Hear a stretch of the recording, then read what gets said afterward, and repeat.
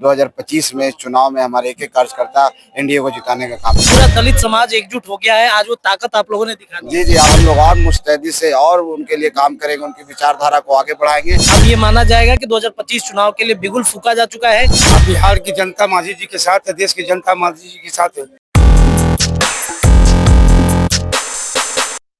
नमस्कार, आप हैं निष्कर्ष भारत के साथ और मैं हूं मनोज चतुर्वेदी। चचा नीतीश कुमार कब किसको उठाना है, कब किसको दबाना है, इसमें माहिर खिलाड़ी हैं। जी हां, जीतन राम मांझी ने महारैली की व्यवस्था की थी गांधी मैदान में। चचा भी मुख्य अतिथि के रूप में इनवाइट थे, लेकिन चचा पहुंचे तो पर अभिवादन स्वीकार किया, कुछ बोले तक नहीं और निकल लिए। जीतन राम मांझी और उनके पुत्र ये सोच रहे थे कि शायद उनकी बिरादरी के लिए मुख्यमंत्री मंच से कुछ बड़ा ऐलान करेंगे, लेकिन ऐसा हो न सका। जी हां, उसके बाद तिलमिलाए बिहार सरकार के मंत्री डॉक्टर संतोष सुमन और उनके साथ हम देख पा रहे हैं डॉक्टर अनिल सिंह हैं, जो कि विधायक हैं, उनके पार्टी के प्रदेश के अध्यक्ष हैं। डॉक्टर संतोष सुमन ने कहा कि चचा ने ये ठीक नहीं किया। पहले जरा सुनवा दें संतोष सुमन को कि क्या कुछ कह रहे हैं, क्या नाराजगी है संतोष सुमन की। मुख्यमंत्री जी आए और तुरंत ही निकल गए। मुख्यमंत्री जी को कहीं जाना था, अपना आशीर्वाद उन्होंने सभी लोगों को दिया और सब लोगों को बधाई दी। इतनी संख्या में लोग जुड़े हुए हैं और मुख्यमंत्री जी का आशीर्वाद ही हम लोग को चाहिए। और वो जो प्रेरणा मिली है और जो ऊर्जा मिली है, हम सब मिल करके 2025 में चुनाव में हमारे एक कार्यकर्ता एनडीए को जिताने का काम। सुना आपने। और हमारे प्रतिनिधि रत्नेश पांडे वहां मौजूद थे, सवालों की बौछार लगाए हुए थे। जरा फिर से सुनवाते हैं रत्नेश पांडे के क्या सवाल हैं वहाँ। मुख्यमंत्री जी आए और तुरंत ही निकल गए। मुख्यमंत्री जी को कहीं जाना था, अपना आशीर्वाद उन्होंने सभी लोगों को दिया और सब लोगों को बधाई दी। इतनी संख्या में लोग जुड़े हुए हैं और मुख्यमंत्री जी का आशीर्वाद ही हम लोग को चाहिए। और वो जो प्रेरणा मिली है और जो ऊर्जा मिली है, हम सब मिल करके 2025 में चुनाव में हमारे एक कार्यकर्ता एनडीए को जिताने का काम करेंगे। पूरा गांधी मैदान लगभग भर चुका है, अलग अलग जिलों से पहुंचे हैं। जो आपने कहा था कि पूरा दलित समाज एकजुट हो गया है, आज वो ताकत आप लोगों ने दिखा दी। जी जी, आपने देखा होगा कि लोग आ रहे हैं, जा रहे हैं, बहुत सारे लोग बस में बैठे हुए हैं, कुछ लोग बाहर घूम रहे हैं। रात से उनका कारवां आ रहा है, काफिला आ रहा है, गाड़ियां आ रही है। निश्चित तौर पर हम सबके लिए उत्साहवर्धक है और हम लोग और मुस्तैदी से और उनके लिए काम करेंगे, उनकी विचारधारा को आगे बढ़ाएंगे और उनकी लड़ाई को लड़ेंगे। सरकार में हम लोग रह करके उनके लिए जितना भी हो सकता है हम लोग करेंगे, मांग करेंगे। हम लोग एक नई एनर्जी यहाँ से मिली है, एक नई दिशा यहाँ से तय होगी हिंदुस्तानी आवाम मोर्चा सेकुलर के लिए। और हिंदुस्तानी आवाम मोर्चा सेकुलर सभी सीटों पर 243 सीटों पर एनडीए को मजबूत करेगा। सर, और गठबंधन के साथी के बड़े नेता सर नजर नहीं आ रहे आपके मंच पर? अभी पता चला है माननीय उप मुख्यमंत्री जी भी आने वाले हैं और आएंगे, सभी के प्रतिनिधि आएंगे। और क्योंकि कार्यक्रम हिंदुस्तानी आवाम मोर्चा सेकुलर का, इसलिए उन लोग भी आएंगे और अब तुरंत चले जाएंगे। एक दिखाने का है कि हाँ भाई एनडीए सब लोग एकजुट हैं।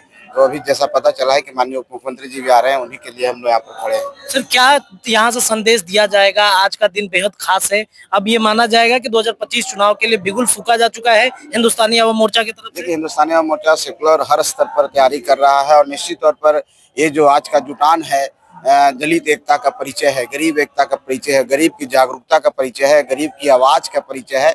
तो निश्चित तौर पर जब गरीब, जो समाज के सबसे नीचे तबके का है, वो अगर जागरूक हो जाएगा, वो अगर मजबूत हो जाएगा तो लोकतंत्र मजबूत हो जाएगा। लोकतंत्र मजबूत होगा तो निश्चित तौर पर राज्य हमारा विकसित होगा और राज्य विकसित होगा तो देश समृद्ध होगा और विकसित होगा। क्या ऐलान करने वाले हैं सर आज आप लोग? हम लोग आज सभी लोगों को, सभी दलित में जितने भी उपजातियां हैं, महादलित जिसको आप कहते हैं, 18 जाति, सभी के प्रतिनिधि हमारे मंच पर हैं। और जितने भी दलित समुदाय के सब लोग हैं जो बौद्धिक रूप से जागरूक हैं, जो सामाजिक कार्य में काम कर रहे हैं, सब हम लोग एकजुटता का परिचय यहाँ से देंगे कि किसी के कहने पर, किसी के कारण कोई बहकावे में नहीं आए। दलित एकता में टूट नहीं होनी चाहिए। सब मिल करके काम कीजिए, तभी दलित का विकास होगा। जो आपको बरगलाने का काम करते हैं, तोड़ने का काम करते हैं, उससे आप बचिए और एक होकर के अपना विकास कीजिए, राज्य का विकास। क्या आपके गठबंधन के साथी चिराग पासवान पार्टी की तरफ से कोई पहुंचे हैं यहाँ पर? जी जी, उनके भी प्रतिनिधि का आने की संभावना है और हम समझते हैं कि आधे घंटे में सब चले आएंगे। चलेंगे। चलिए सर, बहुत बहुत शुक्रिया। देखिए, हमारे साथ मंत्री संतोष सुमन सर थे, बातचीत हो रही थी। देखिए, नीतीश कुमार पहुंचे थे और बेहद कम समय में चंद शब्दों को उन्होंने कहते हुए अपनी बातें समाप्त की और वहां से वो चले गए। एक बड़ा ऐलान हिंदुस्तानी अवाम मोर्चा की पार्टी की तरफ से किया जा रहा है। देखिए डिप्टी सीएम भी यहाँ पर पहुंचेंगे, तमाम जो कार्यकर्ता हैं वो यहाँ पर पहुंचे। क्या कहिएगा, दलितों का एक बड़ा समागम आज हिंदुस्तानी अवाम मोर्चा की तरफ से बुलाया गया, क्या कहिएगा? ये बड़ा सौभाग्य की बात है जी। जितना ज्यादा भीड़ हुआ और जिस तरह से मांझी जी का कद जो बढ़ रहा है बिहार में, बिहार के मुख्यमंत्री तो हो ही गए, भारत के प्रधानमंत्री भी हो तो ज्यादा अच्छा रहे। प्रधानमंत्री बनाना चाहते हैं? हाँ, मांझी जी को प्रधानमंत्री हम लोग बनाना चाह रहे हैं। चलिए सर, क्या कहिएगा, पूरा जुटान आप लोगों ने करा दिया? हाँ, मांझी जी के नाम पर तो जनसैलाब उमड़ी है जी। अब बिहार की जनता मांझी जी के साथ है, देश की जनता मांझी जी के साथ है, क्योंकि वो समाज के सभी वर्ग के दबे कुछ लोग की आवाज है, खास करके दलितों में उनका बड़ी प्रभाव है। उनके लिए हमेशा वो विकास का काम करते हैं, उनको आगे बढ़ाने का काम करते हैं। तो आज क्या बड़ा ऐलान होगा? अब तो होगा तब ना, मांझी जी करेंगे ना, हमारे गार्जियन जी। अभी तो हम पहले से बता नहीं सकते हैं। कितना सीट का डिमांड है आप लोग की तरफ से, कार्यकर्ताओं का कितना सीट का डिमांड है? अरे तो हम लोग तो कम से कम 30 से 35 चाहते हैं कि हम लोग को पार्टी को मिले। अच्छा, 35 सीट।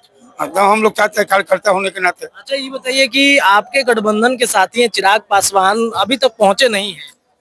अब वो बड़े नेता हैं, कहीं बिजी होंगे, व्यस्त है। हाँ। लेकिन दलितों का समागम है, कम से कम पहुंचना हो सके फ्री हो क्या है, अगर वो उनका भी प्रोग्राम लगा होगा तो वो व्यस्त होंगे। देखा, रत्नेश पांडे ने सवाल दागा कि मुख्यमंत्री आए, एक सीढ़ी से चले, दूसरे सीढ़ी से उतर के चले गए।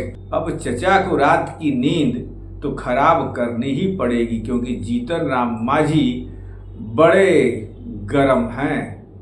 अब देखना यह है कि जीतन राम मांझी इस पर क्या प्रतिक्रिया देते हैं, या चचा की शिकायत दिल्ली दरबार तक पहुंचती है, इस पर भी नजर रहेगी। आप बने रहिए हमारे साथ। लेकिन निष्कर्ष भारत की वो मुहिम जिसमें सबकी खबर आप तक और आपकी खबर सब तक में हिस्सा लीजिए। और है कोई ऐसी खबर जिस खबर में हो दम, जो नहीं सुनती हो सरकार, न सुनते हो अधिकारी, हमारे व्हाट्सएप नंबर जो स्क्रीन पर चल रहा है उस पर भेज दीजिए। हम उस खबर की तहकीकात करके आपसे संपर्क करेंगे और उस खबर की सच्चाई को खोलते हुए निष्कर्ष निकालेंगे। अभी के लिए इतना ही, हमें दीजिए इजाजत, नमस्कार।